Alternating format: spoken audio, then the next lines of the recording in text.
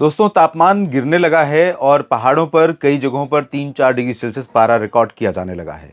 वो दिन भी दूर नहीं जब मैदानी इलाकों में दिल्ली, हरियाणा, पंजाब और राजस्थान या पश्चिमी उत्तर प्रदेश के भी कई शहरों में तापमान इस लेवल पर पहुंचेगा। लेकिन अभी पहाड़ों पर बर्फबारी होना बाकी है। जब बर्फ गिरेगी उसके बाद वहां से ठंडी हवाएं चलनी शुरू होंगी, तब उनका असर आपको मैदानी इलाकों में तापमान में बड़ी गिरावट के रूप में दिखाई देगा।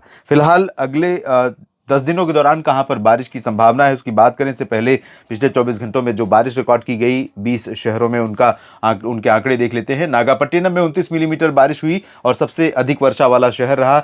करीपुर में 27 मिलीमीटर, परंजीपेट्टई में 27, अतिरामपट्टिनम में 11 और लॉन्ग आइलैंड में 11। 8 मिलीमीटर बारिश रिकॉर्ड की गई बालासोर, कन्नूर और कोचीन में। बालासोर में देखिए, ओडिशा में चांसेस बारिश के बहुत कम थे, लेकिन हवाएं चूंकि अब धीरे धीरे इंटेंसिफाई हो रही हैं, प्रभावशाली हो रही हैं, उत्तर पूर्वी हवाएं, जिनके चलते दक्षिण भारत में नॉर्थ ईस्ट मानसून का आगमन होता है या वो सक्रिय होता है, तो उसके चलते बारिश हुई है।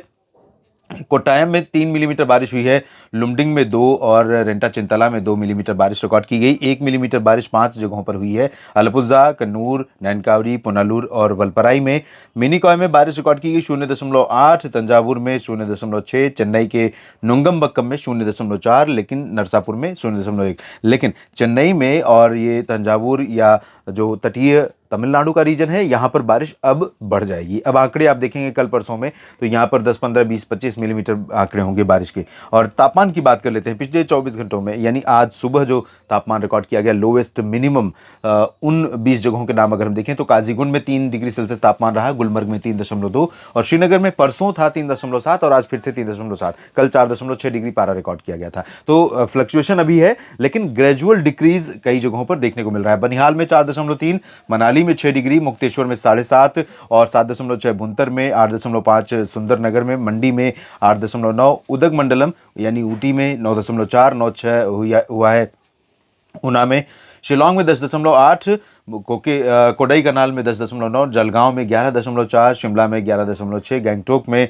तापमान रहा है 11.6, चेरापूंजी में गैंगटोक में 12.2 और चेरापूंजी में 12.6 डिग्री सेल्सियस और साथ ही साथ 13 पंतनगर में, मांडला में 13.2, बरेली में 13.3। उत्तर प्रदेश का बरेली, यहाँ तक तापमान गिरने लगा है और ये धर्मशाला से भी कम तापमान वाला स्थान रहा। तो धीरे धीरे मैदानी इलाकों में काफ़ी मौसम ठंडा होने लगा है। और अब अगले 10 दिनों की संभावनाएं देख लेते हैं।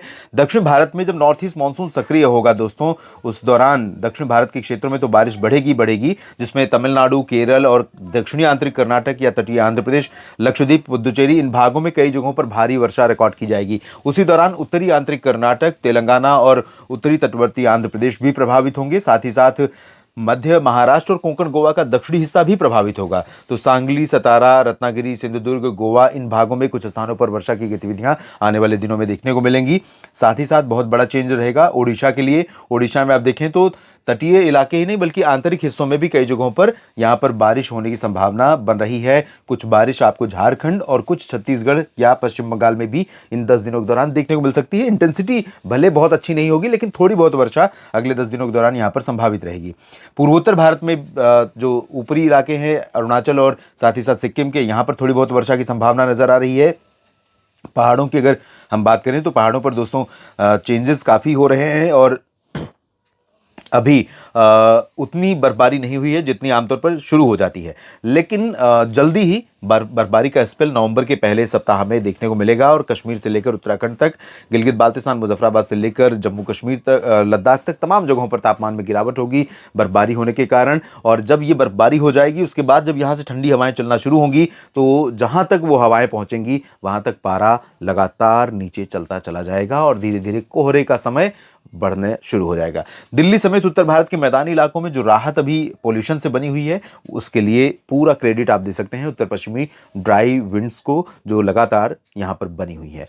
फिलहाल इस बुलेटिन में इतना ही। लगातार आप भी बने रहिए मेरे साथ मौसम तक चैनल और न्यूज़ मीडिया मंच के माध्यम से। अगर जानकारियां ठीक लगती हैं तो लाइक और शेयर करना ना भूलें। चैनल को सब्सक्राइब नहीं किया है तो सबसे पहले कर लीजिए, ये मेरा आप सभी से आग्रह है।